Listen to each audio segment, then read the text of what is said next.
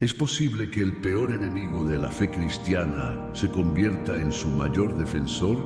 La vida de Pablo responde con un sí rotundo. Un hombre que nació como Saulo de Tarso, lleno de celo religioso, perseguidor implacable de cristianos, terminó escribiendo más de la mitad del Nuevo Testamento. Su historia no es solo un relato antiguo. Es la prueba viva de que la gracia de Dios puede transformar a cualquiera, incluso al más endurecido corazón. Hoy vamos a recorrer su origen, su encuentro con Cristo, sus enseñanzas y su legado. Pero más allá de los datos históricos, este viaje nos mostrará una verdad que aún resuena. Nadie está demasiado lejos del alcance de la gracia. Y si Pablo fue transformado, tú y yo también podemos serlo. Versículo clave para el inicio. Primera de Corintios capítulo 15, versículos 9 al 10. Porque yo soy el más pequeño de los apóstoles, pero por la gracia de Dios soy lo que soy, y su gracia no ha sido en vano para conmigo. Con este versículo, Pablo mismo resume su vida. No se trata de quién era él, sino de lo que Cristo hizo en él. Y aquí surge la gran pregunta que vamos a responder en este video. ¿Qué puede enseñarnos la transformación de Pablo para nuestra propia vida espiritual hoy? Saulo nació en Tarso de Cilicia, una ciudad reconocida por su cultura y su conocimiento. Creció como judío, pero también con ciudadanía romana. Un detalle que más tarde sería clave en su ministerio. Desde joven fue instruido en la ley bajo la enseñanza de Gamaliel, uno de los más grandes maestros de su tiempo, como se menciona en Hechos capítulo 22, versículo 3. Saulo no era un hombre ignorante, era un intelectual, celoso de la tradición, apasionado por la ley de Moisés. Ese celo, sin embargo, lo llevó por un camino oscuro. Consideraba que los seguidores de Jesús eran una amenaza para la fe de Israel, y por eso los persiguió sin descanso. Fue testigo del martirio de Esteban, aprobando su muerte, como se relata en Hechos capítulo 7, versículo 58. En su mente estaba defendiendo a Dios, pero en realidad estaba luchando contra él. Versículos clave. Filipenses capítulo 3, versículos 5 al 6, circuncidado al octavo día, del linaje de Israel, en cuanto a la ley fariseo, en cuanto al celo perseguidor de la iglesia. Hechos capítulo 8, versículo 3, Saulo asolaba la iglesia, entrando casa por casa, y arrastraba a hombres y a mujeres, y los entregaba en la cárcel. Aquí vemos la paradoja de Saulo. Un hombre íntegro en su devoción, pero equivocado en su entendimiento. Su vida antes de Cristo refleja lo que ocurre cuando tenemos religión, pero no relación, conocimiento, pero no revelación. Hoy muchos viven igual, llenos de convicciones, pero vacíos de verdad. El origen de Pablo nos enseña que no importa cuán lejos podamos estar en nuestro error, Dios siempre tiene un plan para redirigirnos hacia la verdad. Con el corazón endurecido y la mente fija en destruir a la iglesia, Saulo pidió cartas de autorización para ir a Damasco y arrestar, pero lo que él no sabía era que estaba a punto de encontrarse cara a cara con aquel a quien perseguía. Mientras viajaba por el camino, de repente una luz del cielo lo rodeó. Fue tan fuerte que cayó al suelo. Allí escuchó una voz que retumbó en su alma. Hechos capítulo 9, versículos 4 al 5. Saulo, Saulo, ¿por qué me persigues? Y él dijo, ¿quién eres, Señor? Y le dijo, yo soy Jesús a quien tú persigues. En ese instante todo cambió. El hombre seguro de sí mismo quedó derribado, ciego, dependiente de otros para caminar. El perseguidor quedó en silencio, confrontado por la verdad. Jesús no le preguntó por qué perseguía a los cristianos. Le dijo, ¿por qué me persigues? Porque al tocar a su iglesia, Saulo estaba tocando al mismo Cristo. Durante 3 días quedó sin vista, sin comer ni beber, hasta que Ananías, un discípulo en Damasco, fue enviado por Dios para imponerle las manos. Entonces cayeron de sus ojos como escamas y pudo ver de nuevo. Fue bautizado y desde ese momento Saulo comenzó a predicar que Jesús era el Hijo de Dios. Versículos clave. Hechos capítulo 9, versículo 15. Instrumento escogido me es este, para llevar mi nombre en presencia de los gentiles, reyes y los hijos de Israel. Segunda de Corintios capítulo 5, versículo 17. De modo que si alguno está en Cristo, nueva criatura es, las cosas viejas pasaron, y aquí todas son hechas nuevas. La conversión de Saulo no fue solo un cambio de nombre, fue un cambio de naturaleza, de un corazón lleno de odio a un corazón lleno de gracia, de un perseguidor a un apóstol, de un destructor de la fe a un constructor de iglesias. Este encuentro nos enseña que nadie es irredimible. Quizá tú mismo te has sentido lejos de Dios, atrapado en tu pasado o culpable por tus errores. Pero si Dios pudo transformar a Saulo, también puede transformar tu vida.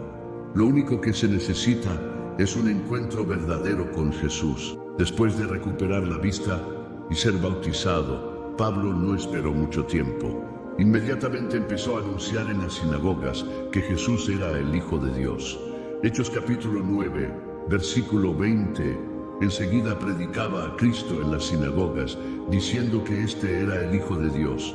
Imagina el asombro de todos. Aquel que venía con cartas de persecución, ahora estaba proclamando con pasión la fe que antes destruía.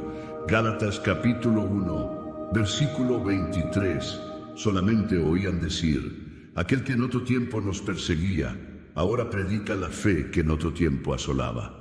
Pero este cambio radical no fue fácil de aceptar. Los judíos se confabularon para matarlo, porque se sentían traicionados, y los cristianos sospechaban de él, pensando que era una trampa para infiltrarse. Fue Bernabé quien lo presentó a los apóstoles y habló de cómo Pablo había visto al Señor y predicado con valentía en Damasco. Sin ese puente, quizá Pablo nunca hubiera sido recibido por la iglesia de Jerusalén. Hechos capítulo 9, versículos 26 al 27. Cuando llegó a Jerusalén, trataba de juntarse con los discípulos, pero todos le tenían miedo, no creyendo que fuese discípulo. Entonces Bernabé, tomándole, lo trajo a los apóstoles y les contó cómo Saulo había visto en el camino al Señor, el cual le había hablado, y cómo en Damasco había hablado valerosamente en el nombre de Jesús. Este rechazo inicial nos muestra algo poderoso. La transformación espiritual es real, pero no todos la aceptan de inmediato. Se necesita tiempo, testimonio y perseverancia para que otros reconozcan la obra de Dios en nuestra vida. Pablo vivió lo que muchos de nosotros también enfrentamos, que incluso después de encontrar a Cristo, habrá dudas, críticas y desconfianza.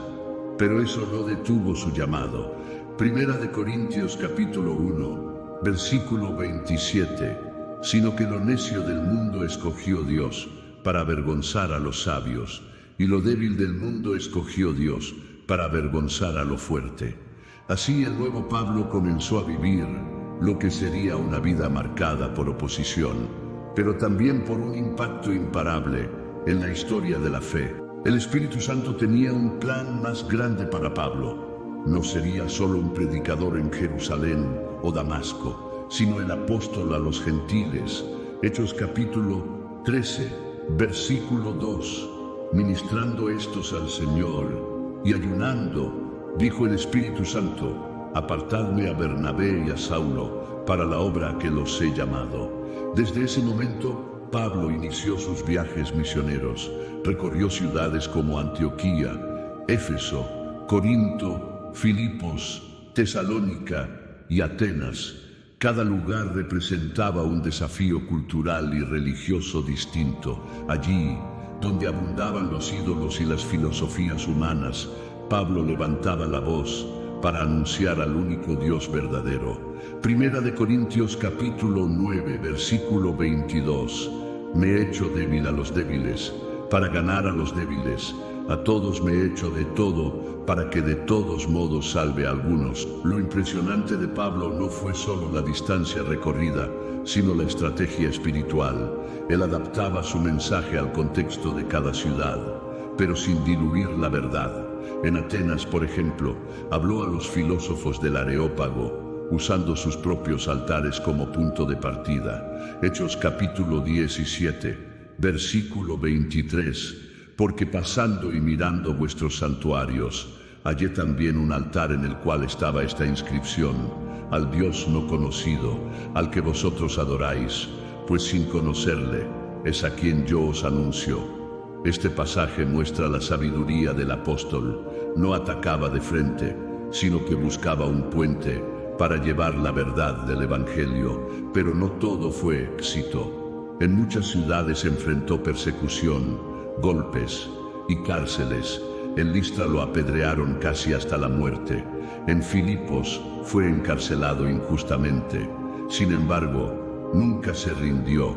Segunda de Corintios capítulo 11, versículos 26 al 27. En caminos muchas veces, en peligros de ríos, peligros de ladrones, peligros de los de mi nación, peligros de los gentiles, peligros en la ciudad, peligros en el desierto, peligros en el mar, peligros entre falsos hermanos, en trabajo y fatiga, en muchos desvelos, en hambre y sed, en muchos ayunos, en frío y en desnudez. Pablo sabía que su misión era más grande que su comodidad. Él vivió el llamado de Jesús: id y haced discípulos a todas las naciones. Cada iglesia que fundó, cada carta que escribió, cada converso que levantó, fue el fruto de una vida entregada al servicio de Cristo. Y lo más asombroso es que hasta hoy, más de 2000 años después, seguimos leyendo sus palabras y aprendiendo de su fe. Si hay algo que inmortalizó la obra de Pablo, no fueron solo sus viajes, sino sus cartas. Desde prisiones, desde hogares humildes, desde ciudades lejanas, Pablo escribió a las comunidades que había fundado. Esas cartas no eran simples mensajes, eran vida, doctrina y consuelo eterno. Romanos capítulo 1, versículo 16, porque no me avergüenzo del Evangelio, porque es poder de Dios para salvación a todo aquel que cree, al judío primeramente y también al griego. La carta a los romanos nos muestra la profundidad de su teología. Allí explica que la salvación no es por obras, sino por fe en Jesucristo. En Corintios, Pablo nos recuerda la centralidad del amor, incluso por encima de los dones espirituales. Primera de Corintios capítulo 13, versículo 2. Y si tuviese profecía, y entendiese todos los misterios y toda ciencia, y si tuviese toda la fe, de tal manera que trasladase los montes, y no tengo amor, nada soy. En Filipenses vemos su gozo en medio del sufrimiento, pues escribe desde la cárcel y aún declara, Filipenses capítulo 4, versículo 4, regocijaos en el Señor siempre. Otra vez digo, regocijaos. Lo más impresionante es que Pablo no solo enseñaba, sino que abría su corazón. A los tesalonicenses les decía que era como una madre que cuida de sus hijos. A Timoteo lo llamaba mi verdadero hijo en la fe. Primera de Timoteo capítulo 1, versículo 2. A Timoteo, verdadero hijo en la fe, gracia, misericordia y paz, de Dios nuestro Padre y de Cristo Jesús nuestro Señor. Sus cartas eran al mismo tiempo instrucción, corrección y cariño paternal. Y por eso hoy forman el núcleo del Nuevo Testamento, porque no fueron escritas solo para el primer siglo, sino para todos los creyentes de la historia. Pablo nos enseña que la verdadera espiritualidad no es teoría, sino una vida entregada al amor de Cristo, expresada en palabras que atraviesan siglos. Segunda de Timoteo capítulo 3, versículo 16. Toda la Escritura es inspirada por Dios y útil para enseñar, para redarguir, para corregir, para instruir en justicia. Hablar de Pablo es hablar de un hombre que no conoció comodidad. Su vida cristiana estuvo marcada por sufrimientos constantes. Él mismo hace una lista de todo lo que padeció por amor a Cristo. Segunda de Corintios capítulo 11, versículos 24 al 25. De los judíos 5 veces he recibido 40 azotes menos uno. 3 veces he sido azotado con varas, 1 vez apedreado, 3 veces he padecido naufragio, 1 noche y 1 día he estado como náufrago en alta mar. El apóstol no solo predicaba con palabras, sino con cicatrices. Cada marca en su cuerpo era un testimonio de fidelidad. En Filipos lo encarcelaron injustamente junto a Silas, pero en lugar de quejarse, oraban y cantaban himnos en la medianoche. Fue en esa prisión donde Dios envió un terremoto que abrió las puertas y convirtió al carcelero y a su familia. Hechos capítulo 16, versículo 25. Pero a medianoche orando Pablo y Silas cantaban himnos a Dios y los presos los oían. Este detalle es impactante. Aun en las peores circunstancias, Pablo convertía la oscuridad en un altar de adoración. Más tarde en Roma, estuvo bajo arresto domiciliario, pero aún encadenado, seguía escribiendo cartas que hoy nos fortalecen. Segunda de Timoteo capítulo 2 versículo 9, en el cual sufro penalidades, hasta prisiones a modo de malhechor, mas la palabra de Dios no está presa. Pablo sabía que el sufrimiento no era una señal de derrota, sino una confirmación de su misión. Su fidelidad bajo presión es la razón por la que hoy lo recordamos. Como un pilar de la fe, nos deja un mensaje poderoso. Las cadenas físicas no pueden detener la libertad espiritual en Cristo. Romanos capítulo 8, versículo 18. Pues tengo por cierto que las aflicciones del tiempo presente no son comparables con la gloria venidera, que en nosotros ha de manifestarse. Pablo sabía que su camino no terminaría en gloria terrenal, sino en entrega total a Cristo. Durante su segundo encarcelamiento en Roma, comprendió que su tiempo se acercaba. Segunda de Timoteo capítulo 4, versículos 6 al 7, porque yo ya estoy para ser sacrificado, y el tiempo de mi partida está cercano. He peleado la buena batalla, he acabado la carrera, he guardado la fe. Según la tradición, fue ejecutado bajo el mandato del emperador Nerón, alrededor del año 67 después de Cristo. Por ser ciudadano romano, no murió crucificado como Pedro, sino decapitado, pero aun en su última carta, su mensaje fue de victoria, no de derrota. Pablo no se enfocó en la espada que lo esperaba, sino en la corona de justicia que recibiría de parte del Señor. Segunda de Timoteo capítulo 4, versículo 8. Por lo demás me está guardada la corona de justicia, la cual me dará el Señor, juez justo, en aquel día, y no solo a mí, sino también a todos los que aman su venida. Su muerte no apagó su voz. Al contrario, su sangre se convirtió en semilla, que fortaleció la iglesia primitiva. Hasta hoy, millones encuentran esperanza, dirección y consuelo en sus cartas.